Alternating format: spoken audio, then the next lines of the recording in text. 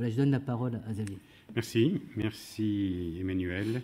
Merci Patrick pour ces introductions. Alors, on va tout de suite partir, dans un premier temps, vers l'Association médicale mondiale. On va vous faire un tout petit peu voyager et on reviendra ensuite, dans un deuxième temps, vers la déclaration d'Helsinki. Donc voilà, vous voyez déjà sur cette première photo ce qu'anime l'Association médicale mondiale de toutes les races, de toutes les cultures, de tous les pays. Quel est l'objectif? L'objectif de l'Association médicale mondiale, qui réunit 106 pays, 108 maintenant depuis notre dernière réunion de Tokyo, représente plus d'1 million de médecins au travers du monde. Agissant dans l'intérêt des patients et des médecins, l'Association médicale mondiale s'efforce effectivement d'établir les plus hauts standards de soins, d'éthique et de formation et des droits humains sur la santé. Cette Association médicale mondiale a été fondée par un Français au lendemain de la dernière guerre mondiale, devant les atrocités des essais cliniques qui s'étaient faits, vous le savez bien, aussi bien dans certains de nos hôpitaux que dans certains camps en Europe. Eugène Marquis, qui était un Français, a réuni autour de lui un certain nombre de pays, de médecins, d'éthiciens qui ont dit « plus jamais ça ». Ensuite, donc, sa création, vous le voyez, c'était le 18 septembre 1947, l'Assemblée générale de l'Association médicale, avec les 27 premières associations, avec Eugène Marquis, Sturlik, Leuch et Hill. Donc, bien sûr, les États-Unis, la Tchécoslovaquie, la Suisse et la France. Alors, qu'est-ce à dire? Les membres, 106 associations, les médecins peuvent adhérer à titre personnel en tant que membres associés. En tant que membres, actuellement, nous avons des associations médicales privées, par exemple, dans des pays où il n'existe pas encore d'ordre. Nous avons par exemple l'Association médicale d'Israël, l'Association médicale de l'Uruguay. Ce sont des pays dans lesquels il n'y a pas encore d'ordres médicaux. Il y a des syndicats ou des similaires sous forme d'associations, de collèges et bien sûr les ordres des médecins. Il faut dire que par exemple en Europe, quasiment seuls les ordres des médecins adhèrent à l'Association médicale mondiale. Cette organisation, nous avons une assemblée générale annuelle qui cette année s'est passée par exemple à Tokyo, qui s'est passée à Fortaleza, excusez-moi, en 2013. Le conseil se réunit 2 fois par an. Le comité exécutif, c'est exactement ce qu'on vient de faire à Tokyo, excusez-moi, le conseil 2 fois par an. Le comité exécutif, c'est 1 fois par mois, généralement c'est par call conference téléphonique, et le comité 2 fois par an. Les dirigeants, donc vous avez Madame Mungera, africaine, de l'Ouganda, qui est présidente actuelle, moi-même qui est président élu, et le vice-président qui est Wilson, Cecil Wilson des États-Unis. Le président et le vice-président du conseil, c'est Mukesh qui est australien et Isishi qui est japonais. Le trésorier, Montgomery qui est président de l'ordre des médecins allemands, Arztbundeskammer. Le président des 3 comités, Sir Marmot, Etchman et Iki, ainsi que le secrétaire général qui nous accompagne, Ottmar Kleubert. Le siège est à la Ferney-Voltaire contre Genève. Le siège est donc actuellement toujours en France. Les politiques historiques, ce sont des différentes déclarations. La déclaration de Genève, que vous connaissez tous, en 48-49. Ensuite, la déclaration d'Helsinki, depuis 1964, recommandation aux médecins participant à la recherche biomédicale où sont impliqués les sujets humains. En 1975 et puis 2006, la déclaration de Tokyo sur les directives à l'intention des médecins en ce qui concerne la torture et autres peines ou traitements cruels, inhumains ou dégradants en relation avec la détention ou l'emprisonnement. En 1981, la déclaration de Lisbonne sur les droits du patient. En 1991 puis 2006, la déclaration de Malte pour les grévistes de la faim. La déclaration d'Helsinki. Recommandations aux médecins participant à cette recherche biomédicale où sont impliqués les sujets humains. Fondement, les horreurs révélées durant le procès de Nuremberg, perpétrées par des médecins. On vient de dire qu'ils s'étaient engagés dans des expériences sur les sujets humains.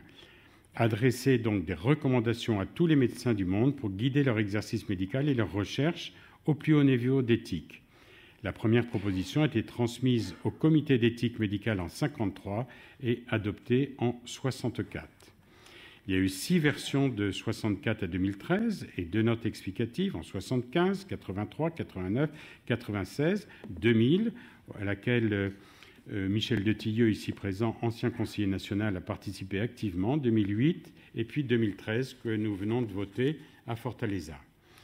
Le processus de révision pour la version finale, il y a d'abord un groupe de travail avec le Japon, le Brésil, l'Uruguay, les États-Unis, le Danemark, Allemagne, Afrique du Sud, Canada, Norvège et Finlande.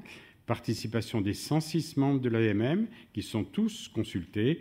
Et d'avril à juin 2013, la consultation publique avec plus de 129 réponses. Les conférences d'experts auxquelles nous avons participé, à Rotterdam en 2012, à Cape Town en 2012, à Tokyo en 2013, Washington en 2013, puis l'adoption finale lors de l'Assemblée générale de Fortaleza, 50e anniversaire en 2014.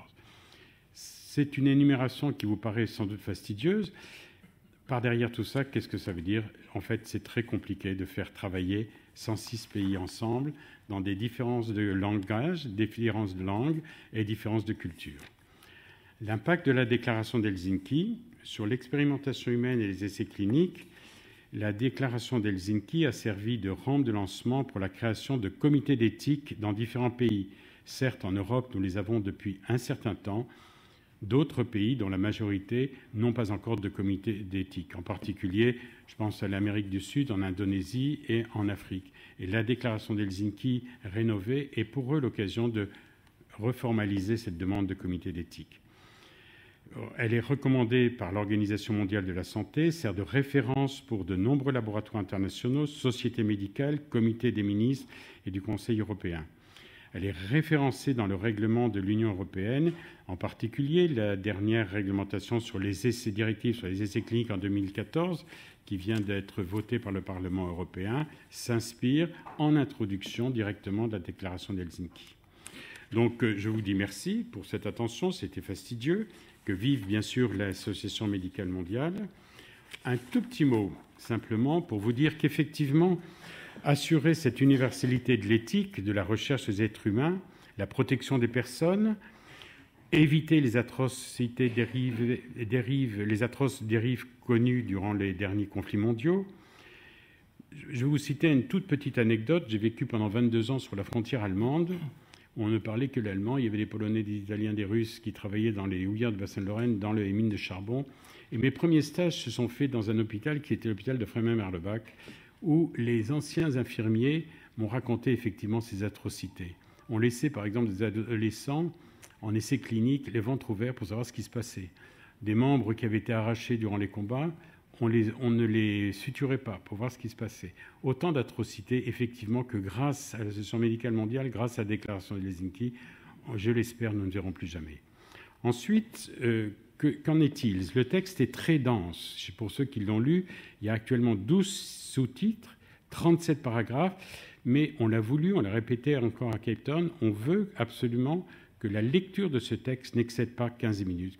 On pourrait en faire un livre, on pourrait en faire... Il y a d'ailleurs un livre qui vient de sortir en langue anglaise sur la déclaration d'Helsinki, mais on pense que le texte Princeps doit réunir en moins de 15 minutes les différents principes qui s'imposent au niveau international. Alors, vous savez qu'il y a toujours des débats, on l'a vu encore à Washington cet été, c'est le combat direct entre les Européens qui... dans leur dextérité et sagesse, conjuguent surtout la primauté de l'individu, et bien sûr les anglo-saxons qui sont surtout pour la primauté sociétale. Et d'une manière rigoureuse, on arrive tout doucement à conjuguer les grands principes éthiques. Je les citerai puisqu'ils vont être développés tout au long de cette journée: la liberté, le secret, les données personnelles, l'information du patient, qui est non seulement une information avant l'essai, mais surtout une information avec un retour d'information après l'essai clinique. Le consentement, l'assentiment, vous le savez, la personne vulnérable, quelle est sa définition exacte, la compétence et l'efficience des médecins qui participent à ces essais cliniques, l'indépendance du médecin, l'indépendance vis-à-vis des donneurs, des financeurs de ces essais, Et bien sûr, vous le savez, les conflits d'intérêts, c'est un problème, un item qui nous anime particulièrement actuellement en Europe et en France. Ensuite, l'avenir n'est pas oublié dans cette déclaration d'Helsinki. L'avenir, on a développé déjà dès cet été, bien sûr, toute la problématique des biobanques. La pérennité de cette déclaration d'Helsinki est un formidable exemple de l'universalité de l'éthique médicale. Sa rédaction est, vous l'avez compris, très laborieuse, qui conjugue 108 associations médicales, membres de l'Association médicale mondiale, mais c'est aussi un réel facteur d'union entre nos pays et surtout, in fine, un facteur de paix. Je voudrais, au terme de cette toute petite introduction, remercier bien sûr le ministère qui nous accueille aujourd'hui, en la personne de sa ministre, Mme Touraine, et de ses représentants, remercier notre président Patrick Bouet, qui est un compagnon fidèle pour cette association médicale mondiale et depuis des années nous accompagne dans une amitié réelle et de conseiller au Conseil national de l'Ordre des médecins. Ensuite, bien sûr, Emmanuel Hirsch, c'est tout simple. On s'est rencontrés dans un bois effroyable au cours d'un dîner à Marseille et en 1 heure de temps, ça a été la rencontre de 2 consciences. Je lui ai fait part de mon exercice médical, il me l'a traduit en mots éthiques. Merci Emmanuel. Ensuite, bien sûr, je remercierai bien sûr Claude Durier, qui est un de mes maîtres, un enseignant, pour lequel nous avons coopéré pour l'anniversaire de l'EWA bioéthique à Nancy, en compagnie d'Axel Kahn et de Christian Hervé. Alain Cordier, qui nous a fait l'honneur de nous écouter pour le comité des sages. Christian Hervé, ici présent, qui collabore avec nous sur un sujet ô combien important sur les enfants des rues. Ensuite, bien sûr, nos amis Walter Forwer, secrétaire général du Conseil national de l'Ordre des médecins, Jacques Lucas, Jean-Marie Farrugia et Michel de Tilleux, ici présent. Je n'oublierai pas non plus, bien sûr, Dominique Maranaki, qui m'avait fait l'honneur de m'accueillir lors d'une assemblée générale de l'INCA il y a quelques années. Merci. Et bien sûr, je n'oublierai pas Guillaume Dédé, ici présent. Guillaume Dédé, qui c'est ? Guillaume Dédé est un de nos représentants des jeunes médecins qui, depuis 3 ans, nous accompagne dans toutes nos assemblées générales, aux réunions de comité au sein de l'Association médicale mondiale. Merci et merci à tous de votre présence.